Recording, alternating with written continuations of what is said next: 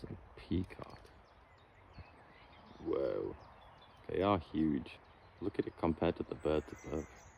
It's like the giant god of birds.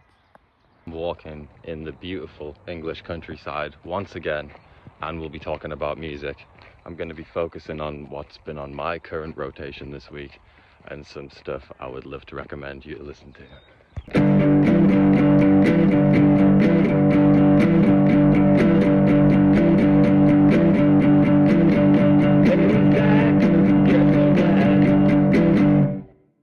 KennyHoopla has just released the deluxe edition of his new EP, Conditions of an Orphan. The deluxe edition features 2 extra songs at the end of the record, plus an interlude instrumental track in the middle.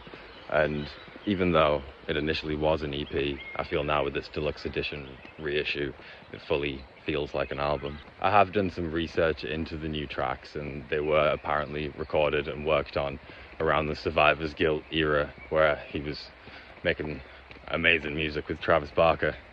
If you're a fan of pop punk and emo and indie and haven't heard the Survivor's Guilt mixtape / album, whatever you want to call it, definitely listen to that. Plus, Conditions of an Orphan, the new release, added with the deluxe value of it. Definitely my favorite work that he's done. I'm a big fan of KennyHoopla. Genuinely, still to this day, the best live show I've ever seen at Manchester Academy 2 a few years ago, and it was mind-blowing. I have humbly seen many pop punk bands in my time, and I've never seen a band as tight as Kenny's band were that night, and I will be forever a fan. My love of this new release certainly isn't out of any kind of loyalty or bias. It's genuinely a lot different to what he's done before. There's a lot of indie, particularly British indie flavours. I noticed a lot of Wombats and Strokes and Block Party and Franz Ferdinand influence on a lot of the guitar riffs. If you haven't heard KennyHoopla before, it is very difficult to give comparisons. So I would just suggest checking him out and seeing what you make of it yourself. The views from here are beautiful. Wild horses. Don't think these are the wild horses Mick Jagger was talking about. I believe they have an owner. Yeah, I think it was around 5 years ago where I first discovered Kenny. I probably consistently listened to him every day, at least every week since then. And his new tracks, particularly from the new deluxe edition, are in my rotation forever and forever. Yeah, pop punk, British indie, rock and roll, old school punk, hip hop. If you like any of that, which I'm sure you probably do because it's kind of hard not to, you'll like KennyHoopla, trust me. Next, I am going to give a quick shout to one of my personal favorite bands of all time, Saves the Day. Iconic emo band. Don't even think it's an argument to say that they are one of the forerunners in creating the emo and pop punk sound as we all know and love today. And most of your favorite bands will listen to Saves the Day. One of my absolute favorite bands growing up, and still are to this day. I still listen to them all the time. They really rose to popularity with their 2001 breakthrough album, Stay What You Are, which was one of my favorite CDs that I owned, and I still do own to this day. And I've always been very sad and angry that it's not been on streaming services, and I have to get my Saves the Day fix from every other thing apart from my favorite album. And as of very recently, the album appeared on Spotify, so I have my favorite songs back.